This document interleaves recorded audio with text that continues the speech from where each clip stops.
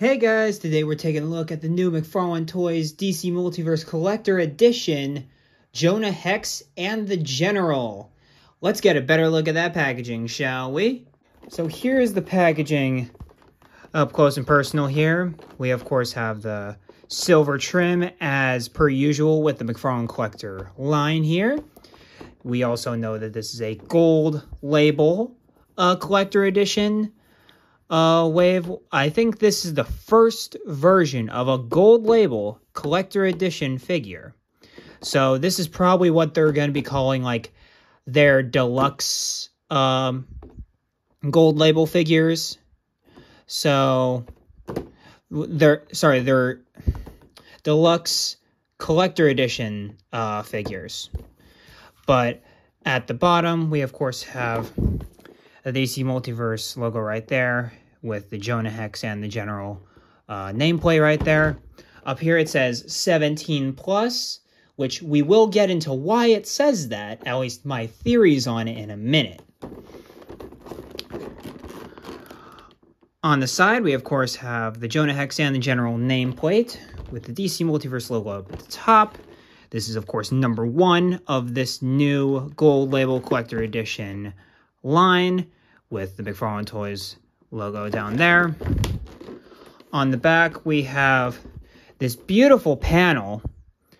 I'm assuming from some All-Star Western comic. Don't ask which one, because I don't know. I have never read a Jonah Hex book.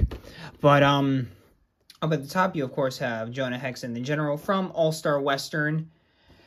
And it, of course, has the 17 plus thing there, which we'll get into why I think that in a minute. At the bottom, we of course have the McFarlane Toys social medias. Of course, follow them on Facebook, Twitter, and Instagram. They are great resources to keep up to date on pre-orders like that. And that's how I actually got this, from looking on their site and realizing it was up. I was actually at work at the time when I got this. And then we of course have the McFarlane Collector Edition, Jonah Hex and the General from All-Star Western. And then what's cool is that you have the panel on the back of the packaging here, but they printed it into the black side of the packaging, which I think is really cool. And then you of course have the number 1 at the bottom there with the McFarlane Toys logo again. And up top, it's just a standard window down. And on the bottom there, you of course have the Jonah Hex legalese right there. Collector's age 17 plus. It's all over this figure. Wonder why.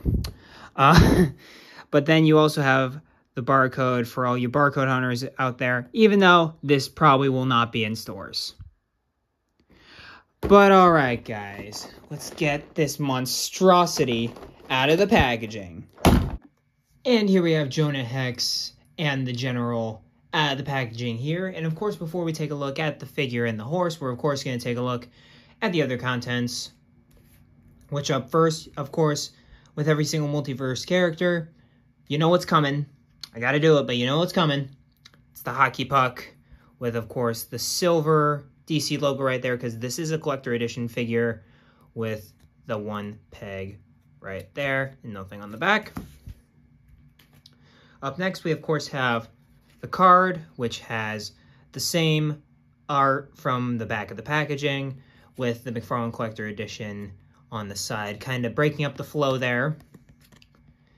And on the back, giving a really in-depth bio on Jonah Hex there,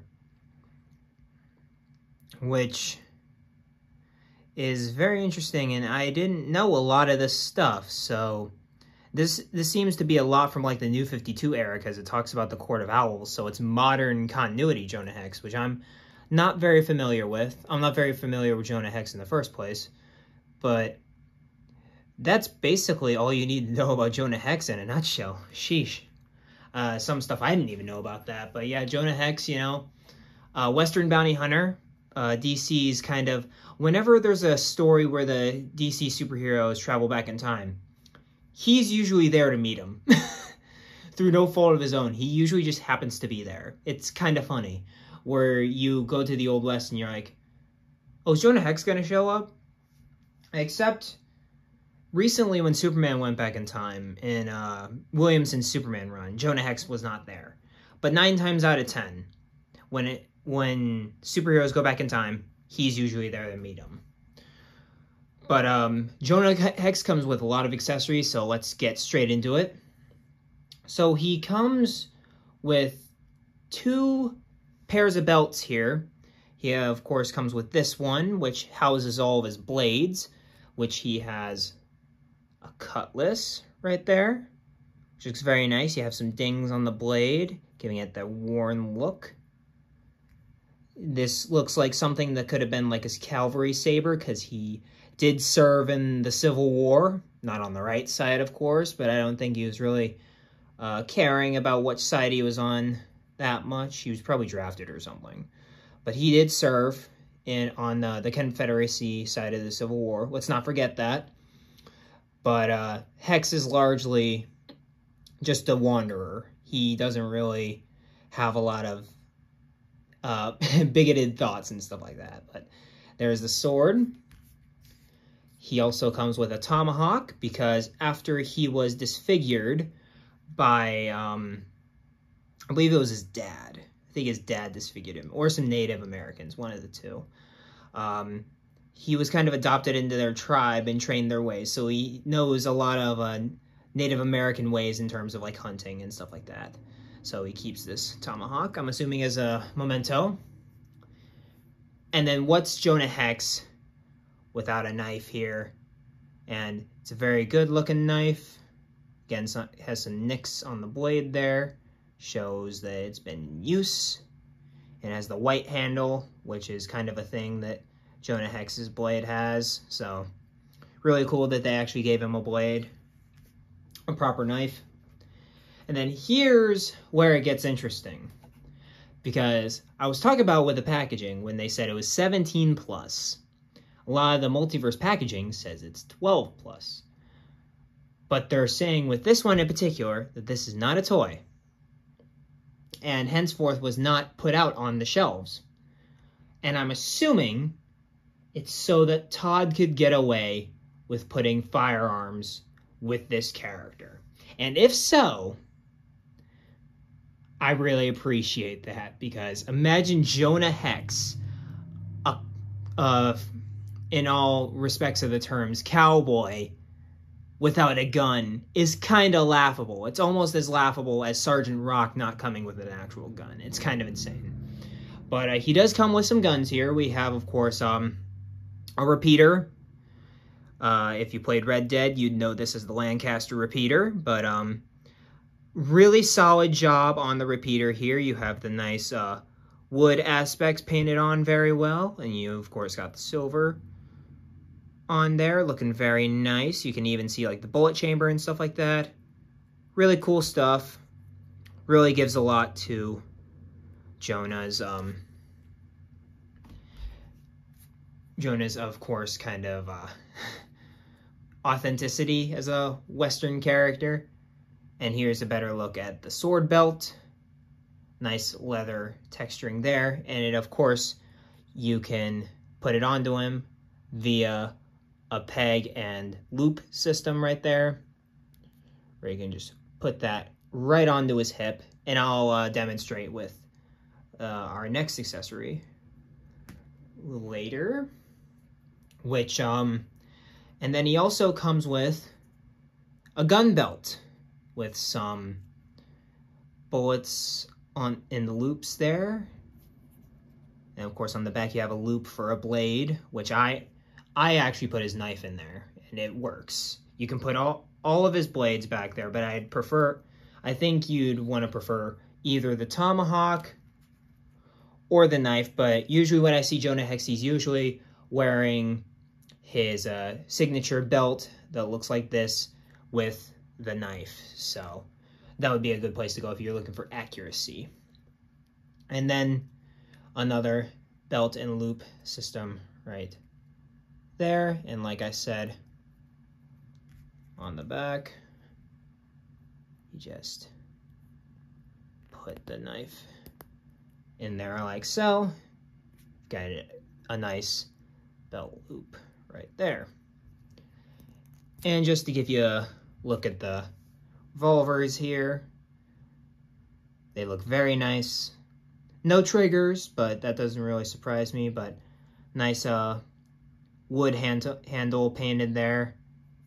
Very nice attention to detail.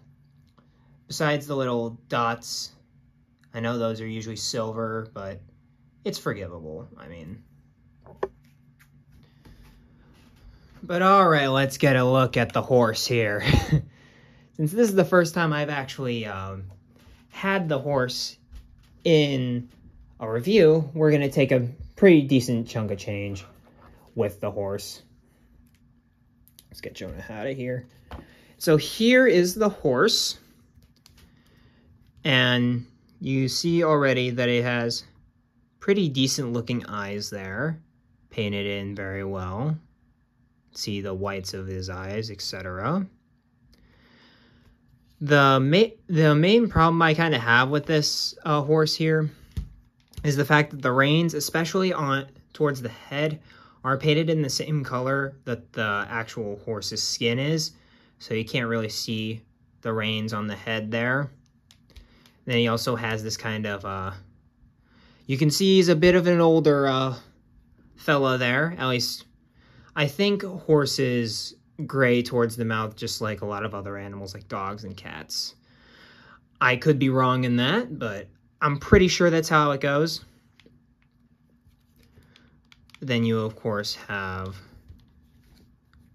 the saddle, which is very nice. You, of course, have the pouch that you see in a lot of Westerns when they're, like, robbing something. They usually have a pouch that looks like this, where they... And it's usually double, but this one's a single. And then you, of course, have the little palm handle there. Of course, where you sit. The stirrups on both sides, which you can get his feet in, as you saw at the beginning of this look here. Of course, I have the blanket under the saddle, which is really nice. And of course, you have his kind of camping supplies right there.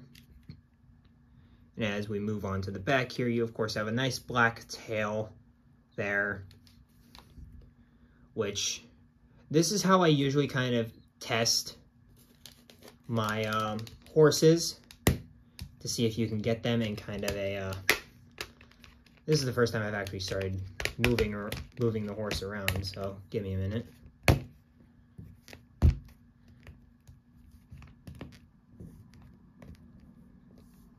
So it looks like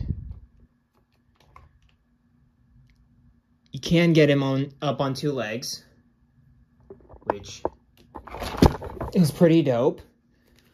Of course, there's a decent bit of rotation in the tail, so be aware of that. But you can get him on two legs, kind of doing like a hi-ho silver thing from like the old Lone Ranger serials there.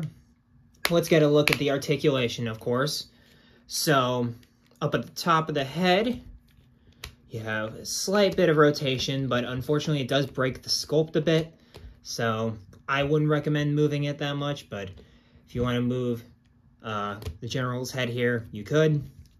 He has a hinged neck like so, but again, breaks up the sculpt. So I'm kind of just going to have the general's head resorted to there. Like I demonstrated earlier, he has nice up and down rotation with the leg. He, of course, is a single jointed joint right there, both with a very wide range right there. With the ankles, he can, of course, move his hinges angle up and down and rotate up at the top and bottom. No ankle pivot, because obviously horses don't do that. But you can rotate it, so a lot of rotation. And then on the hind legs, kind of the same thing. You rotate up and down, even though mine are a little bit more loose. And again, it kind of breaks the sculpt if you move them, so be aware of that whenever you're trying to move the legs. And then, of course, hinges at the leg, then hinges at the ankle, just like the front, except you kind of have to get them in a more vanilla kind of look in order to get them looking somewhat normal.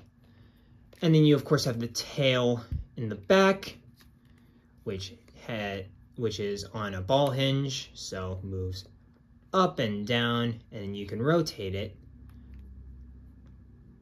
all the way around like so. So moves all the way around and up and down. So nice rotation, nice articulation on the horse there. Solid piece overall. Yeah. Solid horse there. And I'm gonna get it to stand off camera just to make sure it doesn't fall while we're taking a look at Jonah here.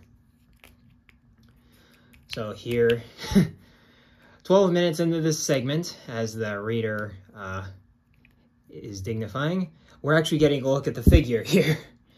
So I love what they did when it comes to the coat. I like the fact that it's just a cloth material. It gives a real flow to the figure, and you can definitely use him as any kind of box standard Western cowboy there. But up at the top of the head, you of course have his hat, which is non-removable, but you wouldn't really want to remove his hat, would you? And you of course have the bolo up at the top, and then of course you reveal the scars. And let's get a zoom in on that face. Oh man, that looks great. Honestly, if I'm being candid, this might be my figure of the year. It's simple, but it's effective. I love it for that. And then here is the unscarred side, looking very chiseled there. Looking not that scuffy. And you, of course, have the bird's feet in his eyes there, showing his age. So we can guess he's probably in his 40s right here, I'm assuming. Oh man, that, it's gross, but I love it. It's so good. And for the longest time, I thought Jonah Hex was Two-Face, actually, like a Western Two-Face. But yeah, you of course have the coat, which looks great. You have the slit down the back to make it look like a nice and proper duster. And like I said earlier, it's not that hard to just put the belt, whatever belt you want, under his actual belt. And then there, you've got his gun belt on. Then he's got standard blue jeans, nice stitching textures on there. You've got dirt on the jeans, which, again, nice dry brushing there. Really appreciate that. And you, of course, have, you know, the standard kind of dress shirt right there with, it looks like his long johns poking out. It could be his long johns, it could be something else, who knows. But then you, of course, have the kind of buccaneer boots right there with the kind of flaps, as made famous by several pirates in Captain America. But even though it's a very simple figure, very effective. Very effective. Well, let's get a better look at his articulation now, shall we? So he looks pretty far up. He looks pretty far down. He can rotate his head all the way around and head pivot. So standard double ball peg stuff. In the shoulder, he of course has very good armpit movement right there. He can of course move his arm up, hinge his arm out that far. He can rotate all around, but because of the cloth of the coat, you're gonna have to be a little careful to try not to like damage the coat. So he can probably move that far up is probably recommended, and that far back is probably recommended. So decent enough rotation. For the elbows, he can move very well, and because of the coat, you can hardly notice anything going on up there. So that's nice. And then with, of course, the hands, which nice roll of the dice hinge there, and up and down. I love these McFarlane wrists so much, even though there is a bit hindrance by the fact that he's just wearing a shirt. But besides that, very solid range, and it gets the point across when you're and when he's holding the revolver, you almost can't beat it. For the torso here, he of course moves that far down, that far back, and rotates all the way around. Again, be aware of the coat. That's probably the biggest drawback of this figure. Same thing with Boomerang, really, except Boomer's was a heavier material. So they definitely learned from Boomerang's shortcomings there. Then he also has standard McFarlane legs in there, which they can move that far forward, that far back. He has thigh pivot up top, but he also has a thigh cut, which I'm not a huge fan of, with a nice ratchet there. Really like that. But overall, I don't like thigh cuts. They break up the sculpt, so I'm just gonna leave them like that. He also has double jointed knee, which doesn't look that great, but oh well. It's standard McFarlane fare here. And then at the ankle, we of course have very little posability at the ankles, and nice ratchety ankle pivot at the bottom there. Not much for rotation though at the top of the joint though. It's kind of sad. And then you of course have toe articulation and peg holes at the bottom of the feet. Oh, and I also forgot to mention during the accessory segment that there is an actual place to hold the repeater on the General's saddle right in there. So if you don't want him to carry it, you don't have to put it to the side, just a holster right there. And for our first comparison, we have the cast of one of my favorite Justice League Unlimited episodes, the Once in the Future thing, where Batman, John Stewart, and Wonder Woman get trapped in a time criminal's time loop. So they basically have to they have to fight to get back to the present, basically, and find the dude who's basically disrupting time. And in the first part, because it's a two-part episode, they land in the Old West. And who other to show up to their aid, because they look ridiculous in their superhero costumes, than Jonah Hex here. So, and overall, I think this is very solid scaling. Maybe Batman should be a little taller, depending on the incarnation. Maybe Jonah should be a bit bigger in general, like wider and taller. But besides that, I think the scaling really works, especially Wonder Woman being the tallest among them.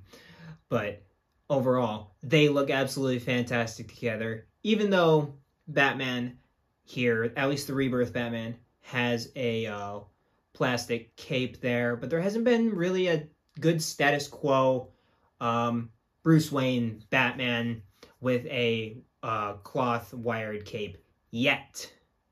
We'll get to that when we get to the Noel figure later on. And here we have Jonah Hex and Sergeant Rock here, both two characters that are inexorably connected to their time. You, of course, have the Western bounty hunter and the leader of Easy Company in World War II there. Of course, comparing knives. Obviously, Jonah's got the bigger one there, but that seems accurate that Sergeant Rock would be a tall guy. Makes sense to me. And here is Jonah Hex next to some members of another superhero show that a lot of people seem to have forgot about.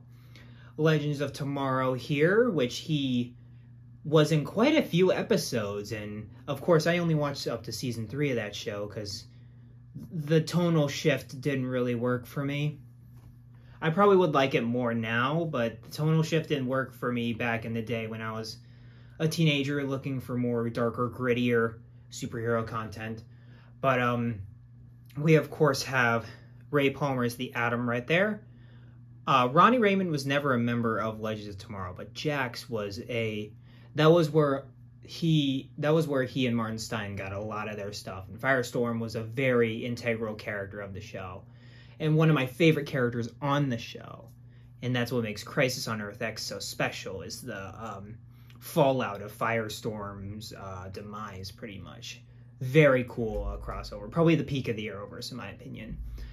Then you, of course, have Jonah Hex right there. Our new Jonah Hex, which, baller as always. Baller.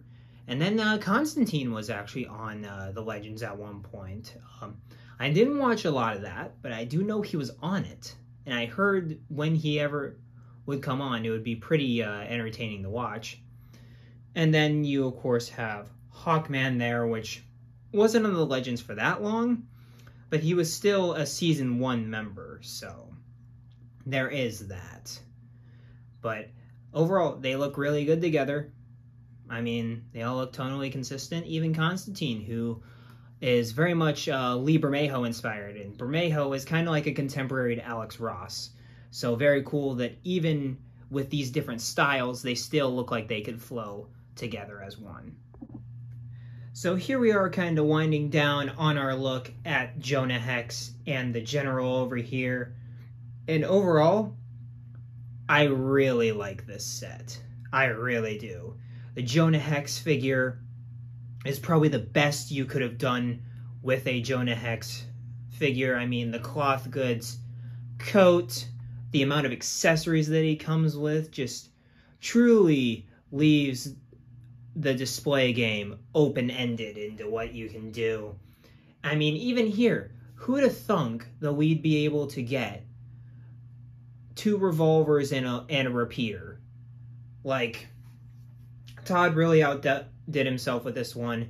Even though the horse is fine, there's nothing bad about the horse for me, but overall, I'd say solid attempt at a Jonah Hex figure, and it better be, because he was worth a lot. But I am very happy to have this guy in my collection, and I'm very much a simple is more kind of guy, and if you just do simple really well, it outdoes a lot of the more technical figures where there's a lot of stuff going on, but the sculpts aren't that solid. This is not that. The sculpt is well worth it. You, of course, have the dry brushing of the desert sand on there. Of course, that head sculpt is phenomenal. You can tell that the elbows probably wouldn't look that great, but because of the coat, you aren't able to see it. And also, it's a more thinner material, so the joints aren't as hindered that badly. So, like I said, phenomenal piece. The figure is easily a 10 out of 10. The figure is easily a 10 out of 10. But the horse is kind of because it's very much sculpted to just stand. Like, if you move anything on the horse, it's going to break the sculpt. So I'm going to have to lower it down. Overall, the set to an 8. But the figure itself is a 10.